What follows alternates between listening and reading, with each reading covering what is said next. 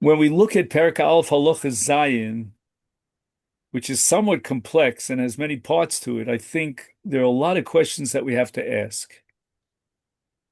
So we'll pile them up. I don't know how many there are exactly. I think there are at least seven, maybe more. Hoya minag hamedina likach melamed hatinoko schar.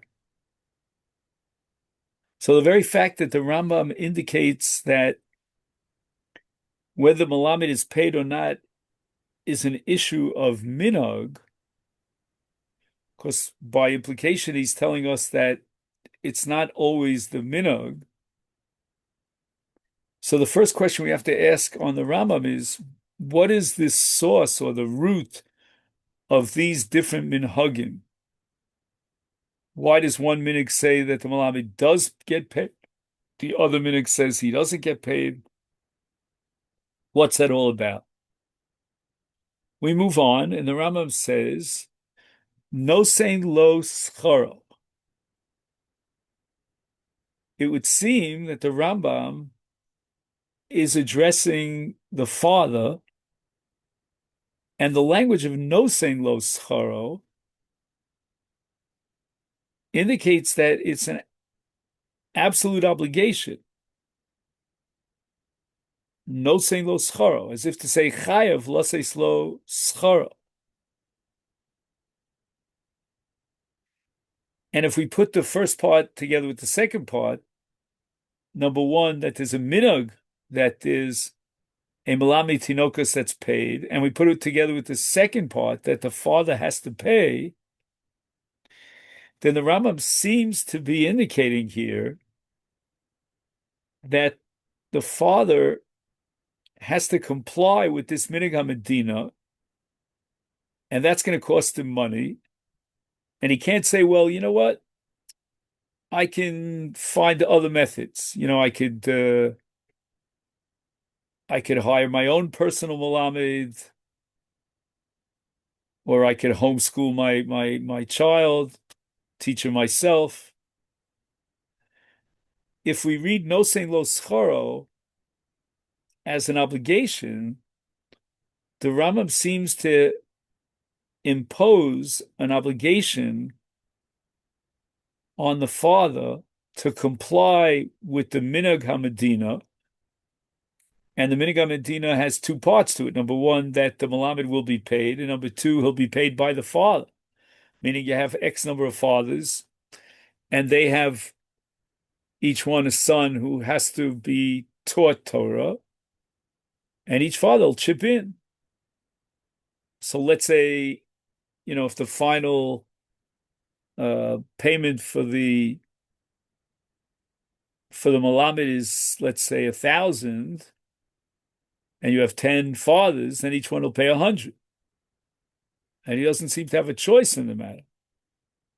So our second question is, what gives this minhag such a profound power to generate an obligation on the father to pay for the tuition of his son and sign a check for the Melamed Hatinokos? Where does that come from? Why is that so? Why can't I argue just the opposite, that the Minhag HaMedina has no right to impose such an obligation? Now we go on. V'chayev l'lamdo b'schar ad sheyikra Torah sheb'chsav kula.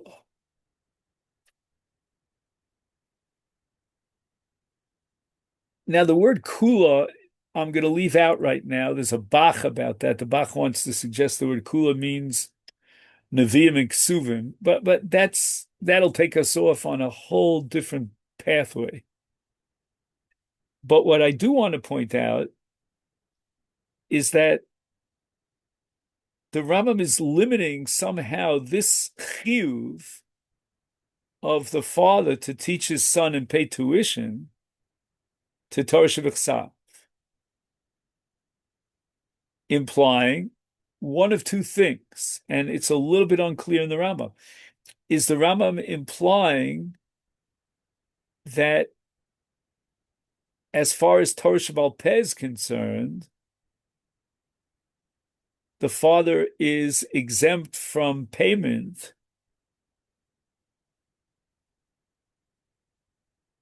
and it's, in a sense, the obligation on the teacher's part to teach bechinam without getting paid? Or is the Rambam going even a step further, and maybe he's saying that the reason why the father doesn't have to pay tuition beyond Torah Shebechsav is because he has no obligation vis-a-vis Torah Shebechsav? And I wouldn't have raised that question because the simple, straightforward reading of the Rambam is that we're dealing with schar and we're limiting the obligation of the father's payment, but we're not undermining or denying the basic premise that the father has to teach his son even Torah Sheba'al Peh.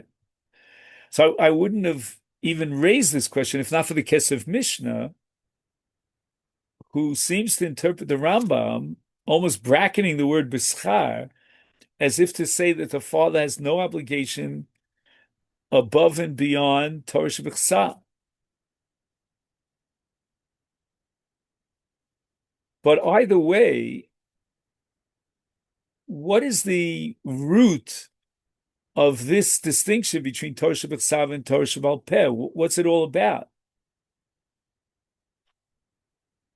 And it's possible that the Rambam is already now, at the beginning of Halacha Zayin, anticipating what's going to come around the bend in a Yalfusa from Ma'ani B'chinam, etc., that Torah Sheba'al Peh cannot be taught b'schar. You don't get paid for Torah Sheba'al Peh.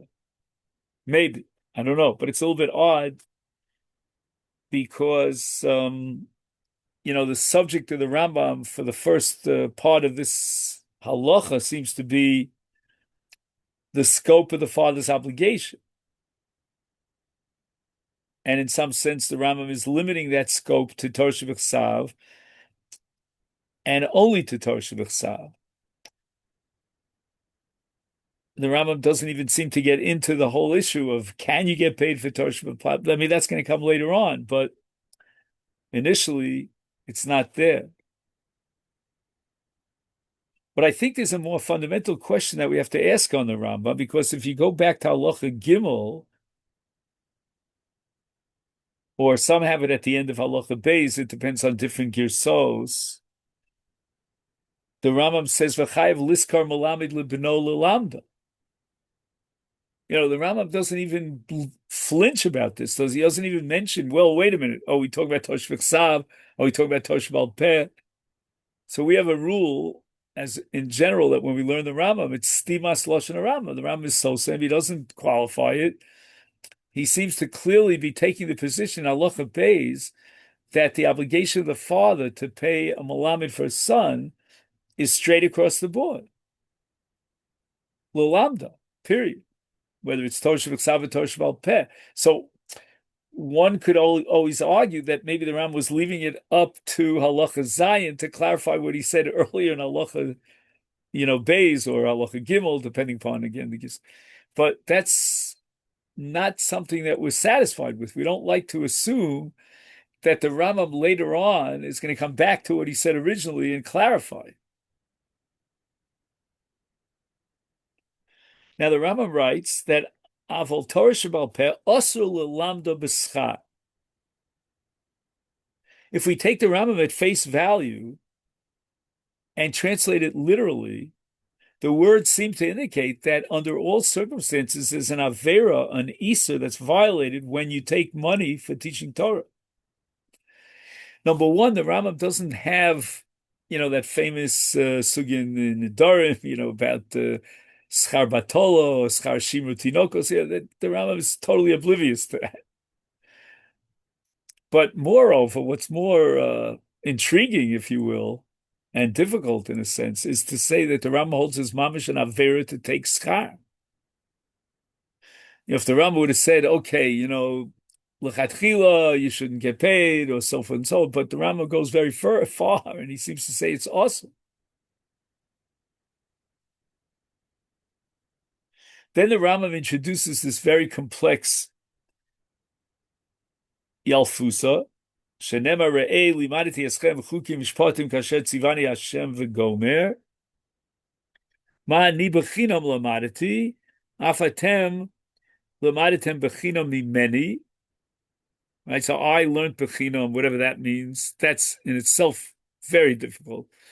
What does it mean? I learned b'chinam. What was the hava mean? That there was a possibility he would have paid send a check to the Ribono Shalom. I mean, there is no such thing as paying a check to the Ribono Shalom. You could makdish something, but that's hegdish. And then the Rambam says what seems to be more fathomable, that atem lamaditem b'chinam mimeni, meaning that I taught you b'chinam. So you received the Torah without payment. Is therefore v'chein kishetelamdu lidoros lamdu b'chinam k'mo shelamadti eschem or lamadtem mimeni. Now that's a little bit strange, this Rambam, because okay, Moshe Rabbeinu is a tzaddik gadol. He decides that he doesn't want to get paid, and therefore he gives up on his rights to get paid. Therefore, you too have to be like Moshe's Chasidus. I mean, we don't learn from Moshe's Chasidus halacha l'doros for every single Jew, but somehow it's included in the pasuk.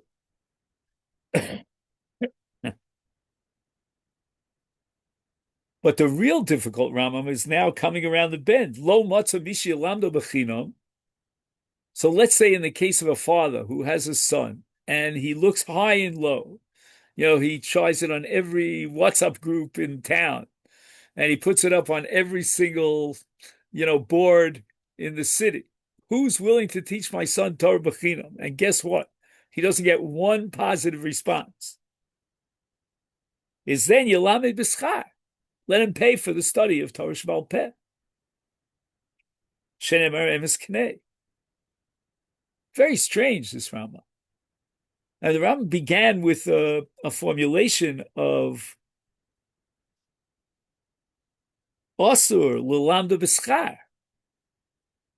So now what are we saying? The ends justify the means? Or we're going to be docha this Isur and override it because Nebuch, the father, can't find a single culprit, a single kapara handle, as we call it in Yiddish, to teach his son bechina?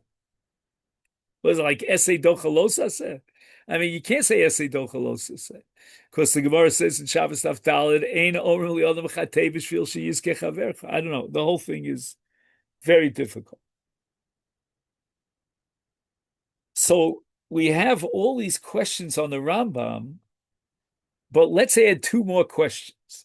First of all, the word minhag in the Rambam appears twice, and it seems to be repetitive. He opens up by saying minhag Medina, etc., which means that we pay the Melamed. He's like a hired,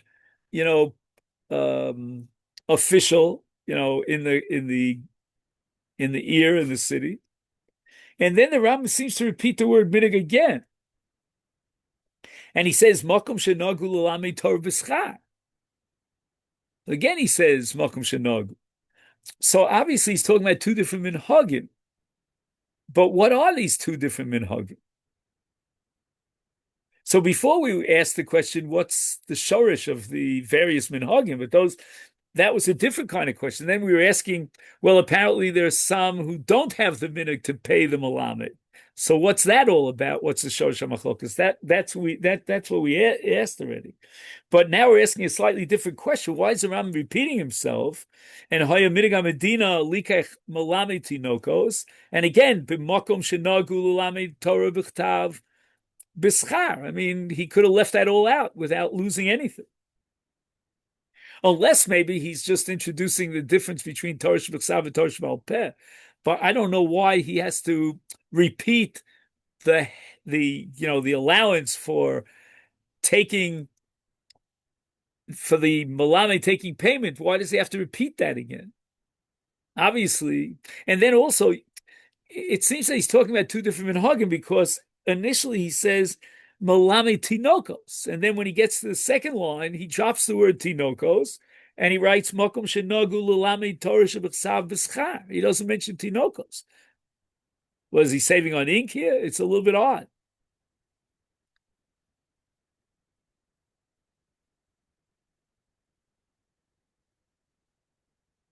And now I open up a sefer called Emunah V'Torah, which was written by a neighbor of mine up the block here. His name is Rav Moshe Sternbach. And he says the following: Tzarchi Gadol. The Ram is saying that the father's obligation is to pay schar for Torah shebechsav. Heich mutar liav lafkir yeladav sheyilmedu rak Torah shebechsav levad beli pirushea beli halachos v'agados shem gufa shel Torah. What does it mean? That the father's obligation terminates with Torah shebechsav, and never his son has not been taught Torah Shebal Peh.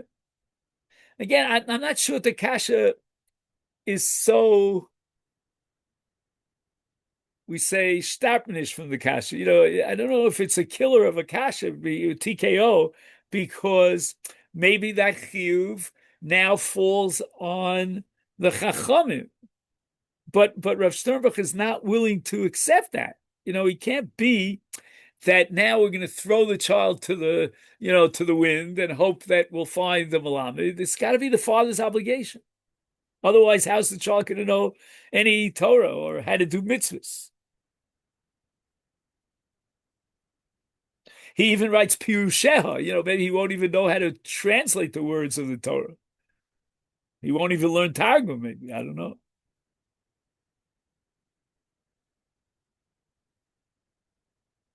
So Ad Khan, up till here, we have all these kashas. And again, I want to reiterate the kasha that I asked earlier, because halacha beis or gimel, whatever it is, seems to indicate that the Ram is so same dvarav, and the obligation of schar applies even to Torah Shebal Peh. Now, all of a sudden, he backtracks and he says, "Wait a minute, don't misunderstand me. That's not usually the style of the Ram."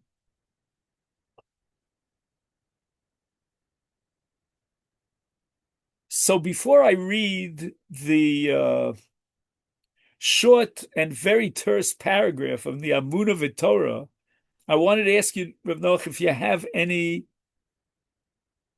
comments up to this point. No, all clear. Okay, so let's go on, because now we're really getting into high gear. So we're going to read the language of Rav Moshe Sternbach, and he writes the following: Nireh she'av chayav l'lamed b'no afilu b'schar kol haTorah kula. Right? He was unable to tolerate the possibility that the father is exempt once he finishes Torah shebechsav. Can't be. Das kann it sein. So then what is the distinction between Torah shebechsav and Torah Shebal Peh? He can't deny that the Rambam is making that distinction. Aval kan, here I added a word, bereisha. Ma'arisha efshal lahasig mishi lamdenu b'chinam.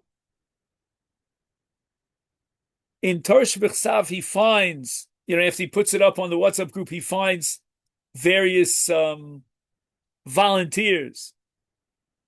They go to Camp Haskell, these kind of personalities. He finds someone who responds to his call, his clarion call. I'm willing to teach your son Torah Shebal Peh. Mikol makom, here's where the minig steps in. In minag ha'ir liskar melamed tinokos chayav mikoach hatakana lelamdom b'schar u'mishtatef b'schar ha'melamed. Mamish Apella. The minag ha'ir is going to undermine the father's ability to pay for a Melamed on his own, or to find a Melamed who's willing to teach him b'chinam. Forget it. We're not going to allow that to happen. We're going to coerce the father. Chayav mikoach hatakana, to pay for his son's Torah education. We're talking about Torah shebechsav. And he, amongst the other, we called it 9 other fathers, will pay equally. We'll divvy up the payment, and he'll pay 100. Like it or not. And by the way, I'm just adding a little comment on the side. I never saw anything like this anywhere. Valzeh, now the Rambam limits this. The Messiah, that's when the Rambam adds, Shechai v'lamda b'schar b'mokum shalamda b'schar. If there is such a minog to appoint a Melamed of Tinokos that will be paid, then we're going to force the father to accept that minog, so to speak, to live by that minog. And the rules of the game are that he's going to have to pay schar. And he can't find a freebie. No freebies here. He can't find someone who's willing to teach his son Bechina. Says the Rambam, that's only in Torah Shebechsa. But in Torah Shebal Peh, there's no such power and no such takana. And therefore, it's more of what we call laissez-faire. It's like a hefkervelt. In Motzei Mishi Elamed also Bechina, fine. With Torah Shebal Peh, he found someone who's willing to, probably someone who's on pension. He has plenty of time. He's not working. He doesn't have any income, or he gets his income from pensions. So he says, I'm willing to teach your son Torah Shebal Peh. For me, it's Gishmak, I'm going to come and teach in Levat Torah. You don't have to pay me a dime, not even as a kolnik.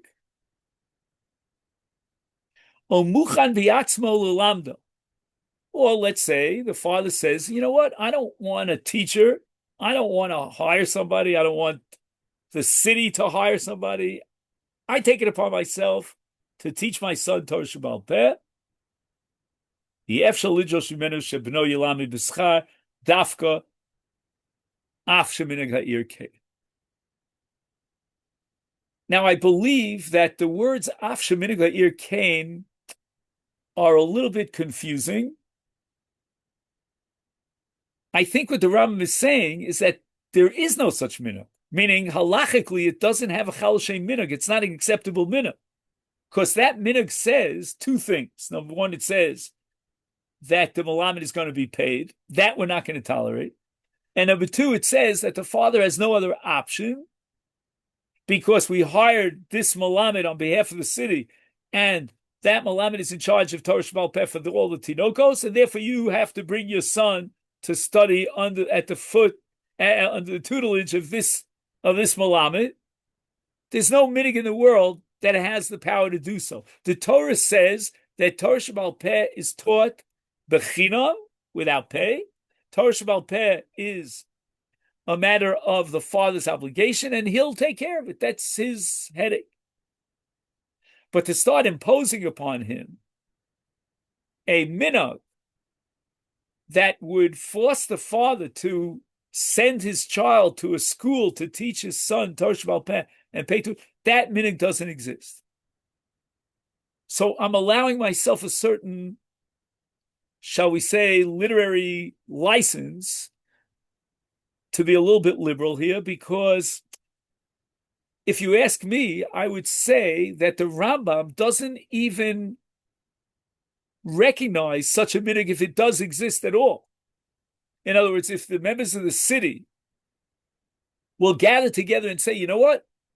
We need a Melamed in Shtat to teach Torah Shebal Peh, and we're going to collect his salary from every last father in the city.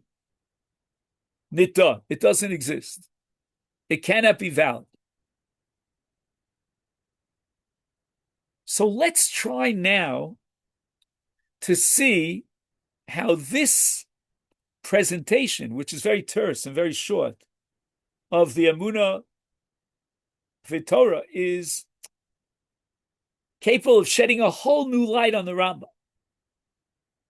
Whole new pshat in the Rambam, which I claim nobody ever thought of. And it pieces together all the pieces of the Rambam in a brilliant new light. And the subject now is the concept of forcing the father or not forcing the father to send his child to the Melamed that was hired and appointed by the city. That's the subject of this Rambam.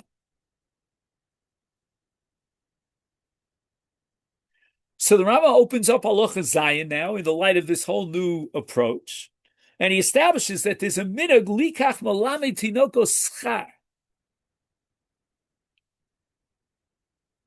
meaning that this particular Medina has decided we are going to appoint a Melamed. And the impact and the result of such a decision is that every father in that jurisdiction, in that city, is obligated and will be forced to send his son to be educated by that Melamed that was hired by the city, and he will pay the schar. He does not have in that minhag the license that would permit him to find another Melamed or teach his son himself. Name.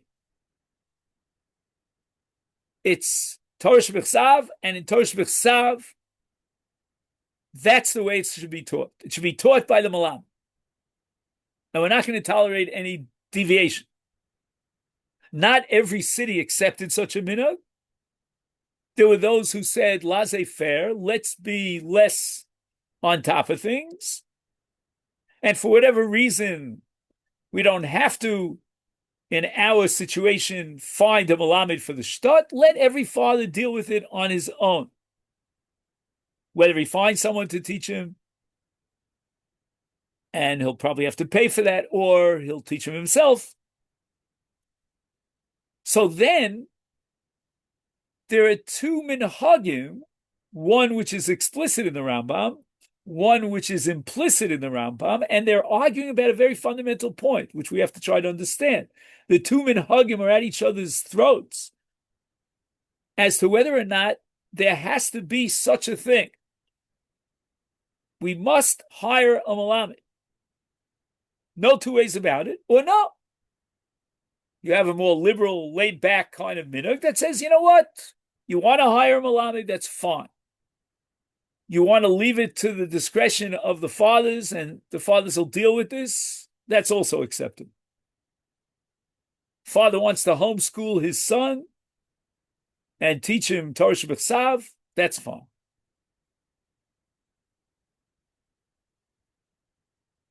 But those who accepted that minhag, meaning if you're in that location where they implemented that minhag, is then nosein lo scharo. The language of the Rambam, nosein lo scharo, is an absolute unconditional obligation. The father does not have any rights to circumvent that minhag to appoint a Melamed in the town. Father's out. Doesn't have that ability. Because that's the minhag of the Medina. That minhag of the Medina has accepted a rule, which they implement, that Torah has to be taught by the Melamed. And the father therefore has to pay tuition. And that's not touching the makom shenadu, No, Melamed Torah. we didn't get That there. seems to be Now we're going to get to makom shenog. What's the makom shenagu here? Makom shenagu lelamed Torah shebechsav b'schar, mutar lelamed b'schar. Here the language of the Rambam is very different. He's no longer looking at the obligation,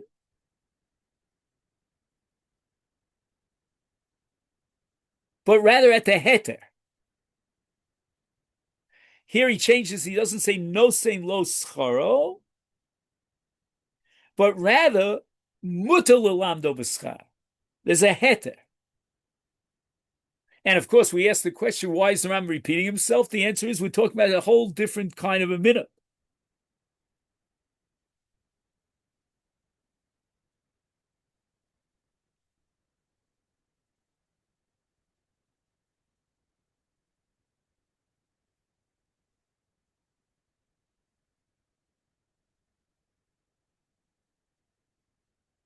So if you take a look at the pages that I sent you, which is my draft of a piece of Torah, let me just try to locate the exact place that I'm looking for here for a second.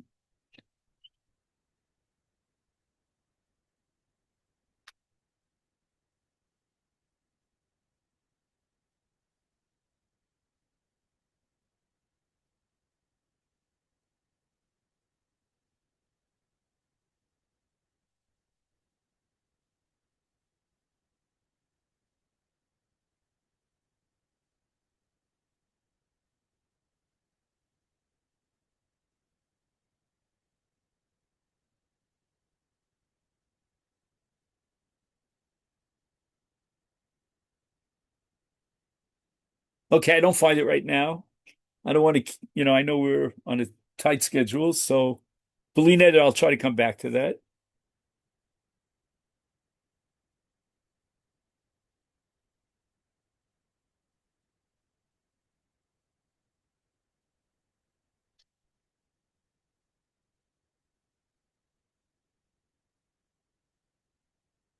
Just give me 1 second here. Again, what are we saying here?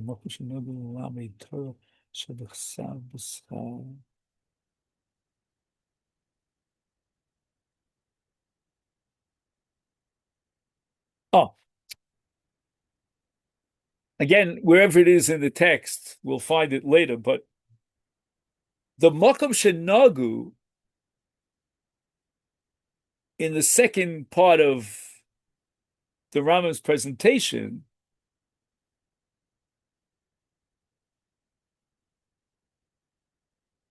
is not referring to tinokos. What do I mean? The phrase tinokos implies a takana of the city. The ear decided to appoint a Melamed tinokos. That's the first makom shenagu. And there the Rambam says, no sein lo scharo. It's absolutely obligatory. Now the Rambam is addressing a different question.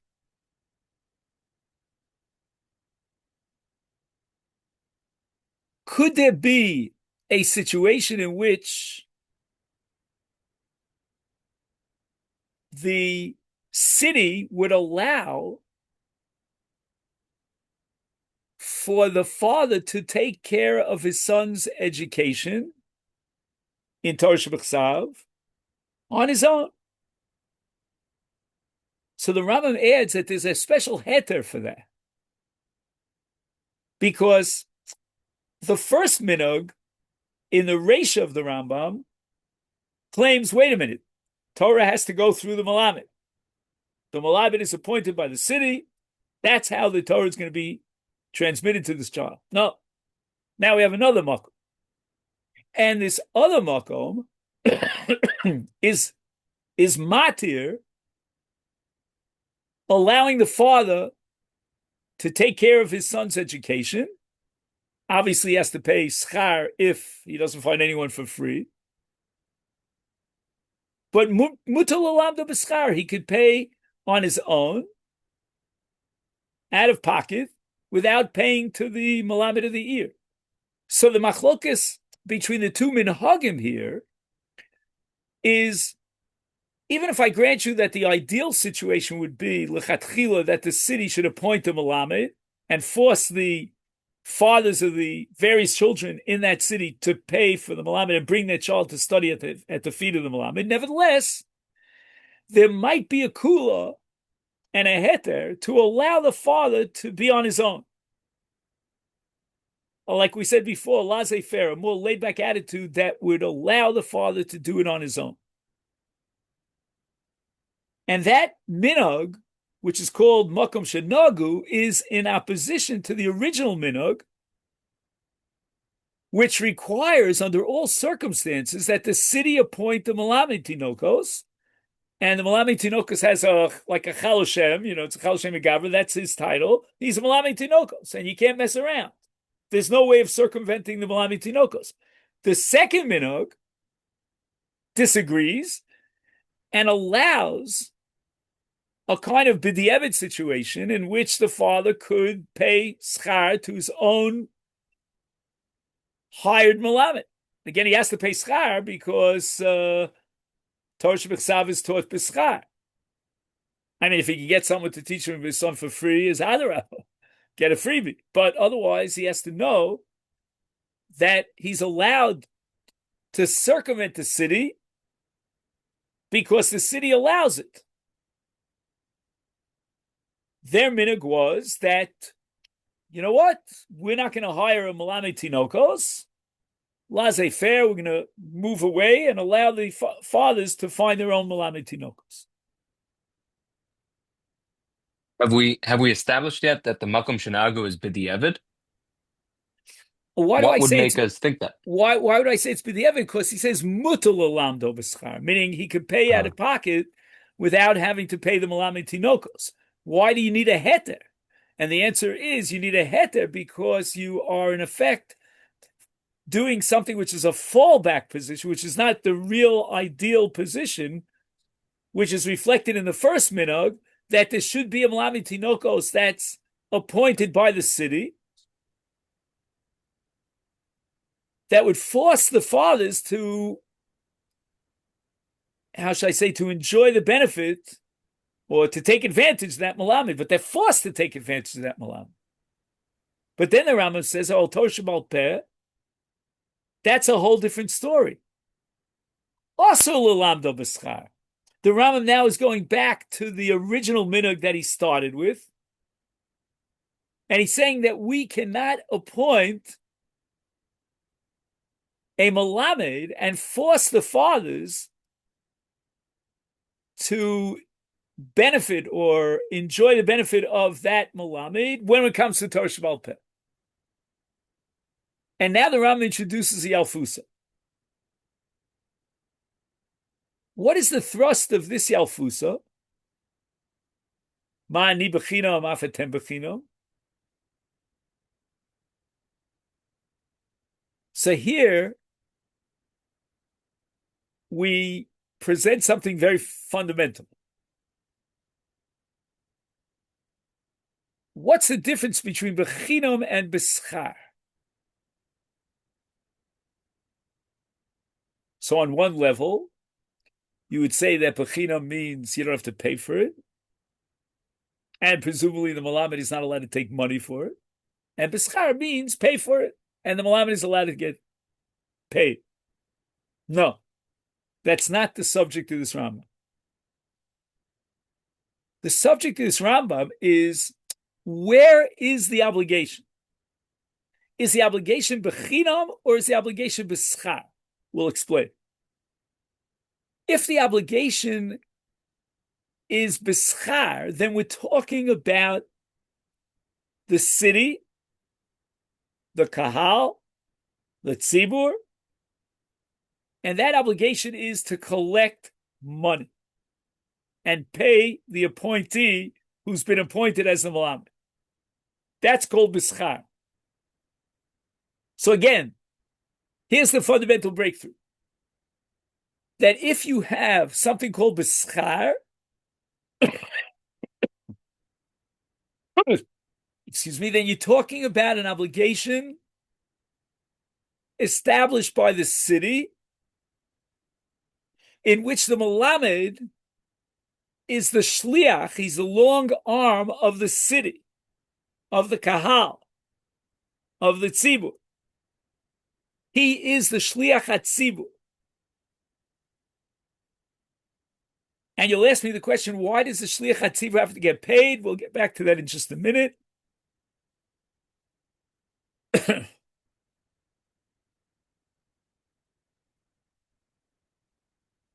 But by contrast,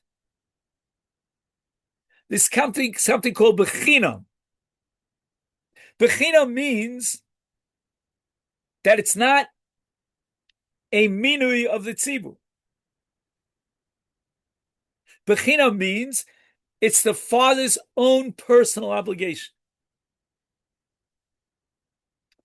Now, Moshe Rabbeinu is teaching Torah to Klal Yisrael.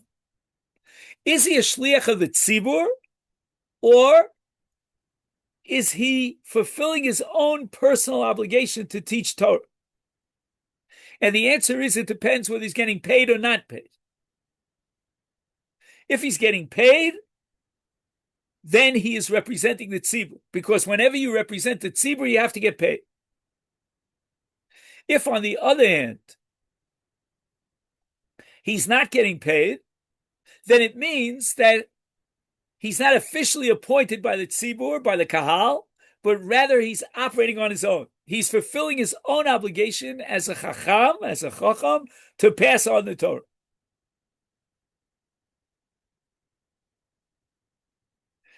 And the pasuk says chukim u'mishpatim. Chukim u'mishpatim is a reference to Torah Sheba'al Peh. In Torah Sheba'al Peh, Moshe doesn't represent the tzibur. He represents his own personal obligation. And therefore, afatem lidoros, for all generations, when you are teaching Torah Sheba'al Peh, and we're assuming that the father has an obligation to teach Torah Sheba'al Peh to his son, then the father is going to fulfill his own personal obligation. And it need not be b'schar. He can find, if he's lucky, someone to teach his son Torah Sheba'al Peh b'chinam, and that's okay. That's acceptable, because he's fulfilling his own personal obligation. If he wants to teach his son himself, fine.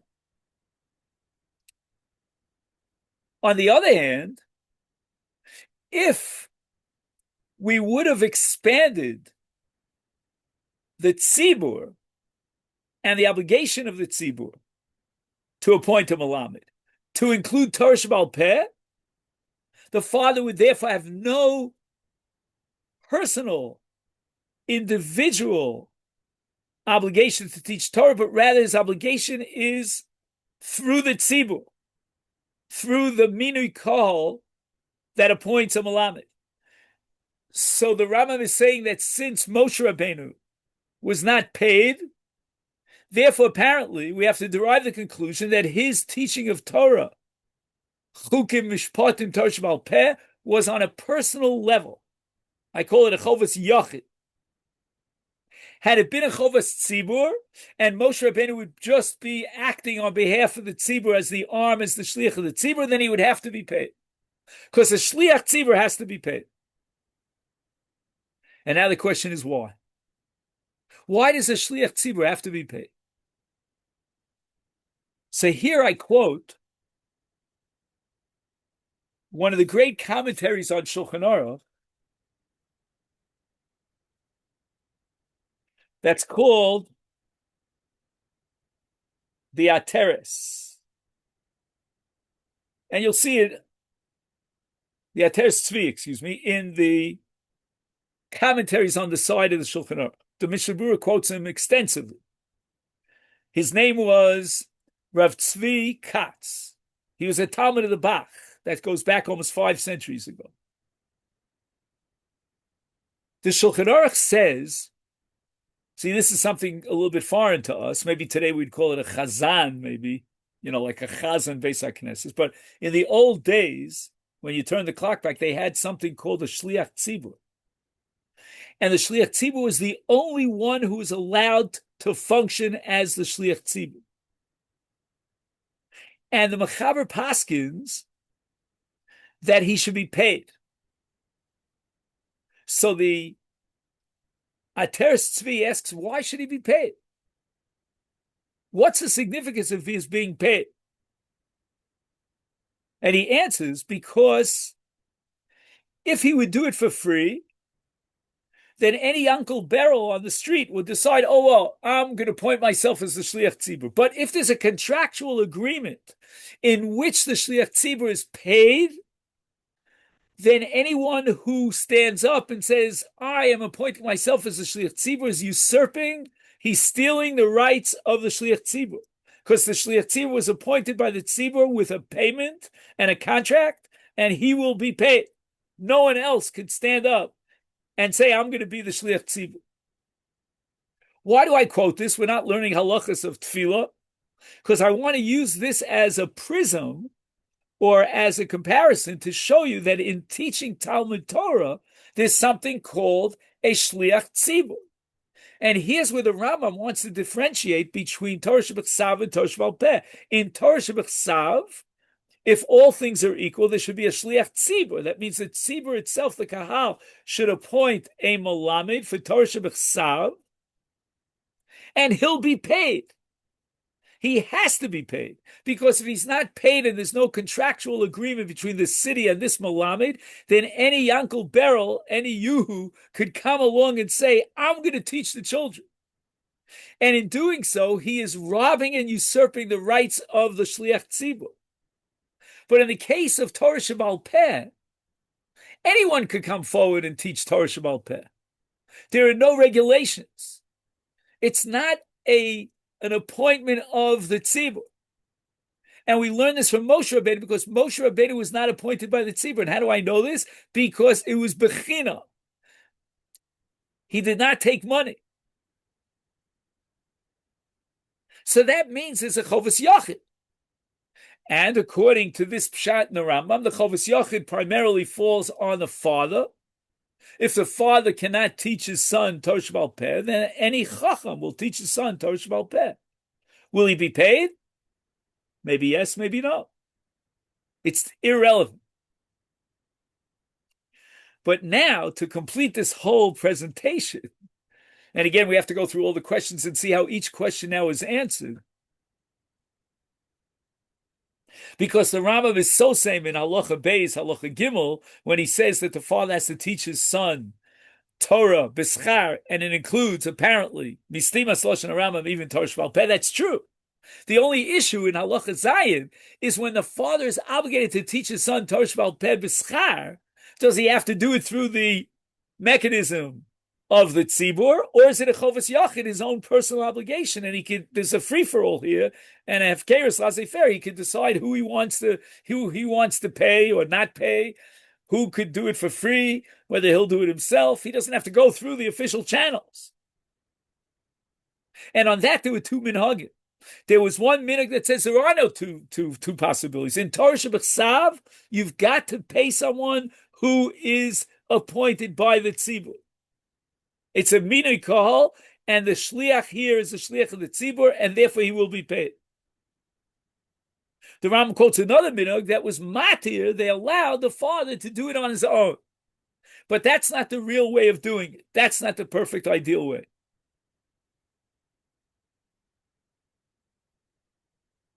So there's absolutely no stira here between the Rambam in Halacha Gimel and the Rambam here in Halacha Zayin. Because when the Rambam in Halacha Zayin says Torah Shebal Peh also l'lamda b'schar, he's talking about the schar that's paid by the city, by the kahal, to the appointed shliach of the kahal. And the Rambam says that that's out. We're not going to allow in Torah Shebal Peh, where you have zero tolerance for the tzibur deciding who's going to teach Torah Shebal Peh. But rather, we're going to derive from Moshe Rabbeinu that's a chovas yachid. And the tzibur has no shaychus, has no control over chovas yachid. We also answered the question of why there are two minhagim. And the shorish hamachlokus is, do we allow a laissez-faire situation with regard to Torah Shebechsav? And that was an issue of two minhagim. And that minhag that allowed a laissez-faire for the father to decide who will teach his son Torah Shebechsav and obviate and circumvent the tzibur, that requires a heter. That's where the Rambam used the word mati.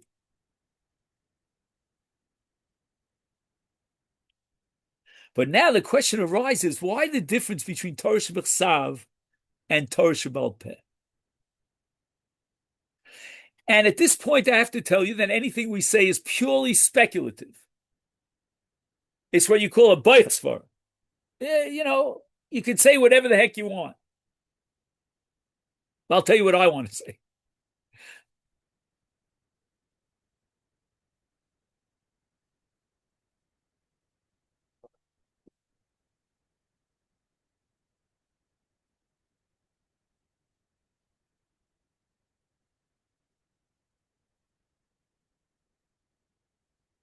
The Rambam has zero tolerance in Torah Shabbal Peh for the tzibur setting, coming in and saying, slam dam, I'm gonna appoint a Melamed and force every son to come to learn by this Melamed.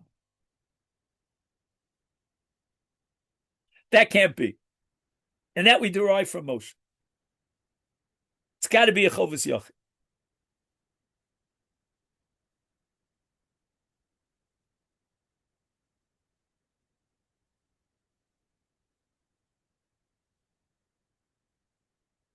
What's so terrible? Why does the Rambam say also l'lamda b'schar?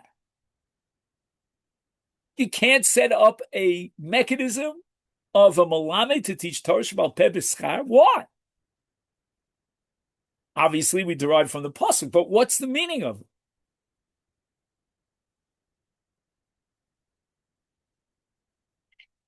And the answer is, I believe, shinui b'tzuras mesiras haTorah. The Torah defines how it should be transmitted from one generation to the next. And in the case of Torah Shabbal Peh, the Torah wants it to be transmitted as a yachid and not as a tzibur.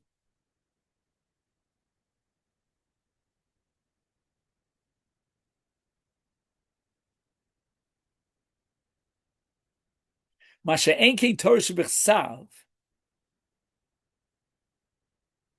there Moshe Rabbeinu is representing all of Klal Yisrael.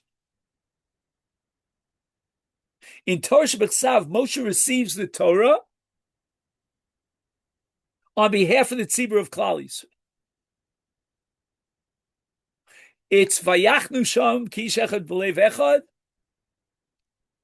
and vayikach es sefer abris, and the people respond nasim and ishma. It's the people who have to receive the Torah.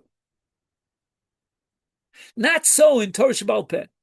In Torah Shabbal Peh, it's given to every individual, whether it be the father vis-a-vis his son, whether it be a chacham vis-a-vis his talmidim, to teach the Torah. That's the way the Torah is passed on from one generation to the other.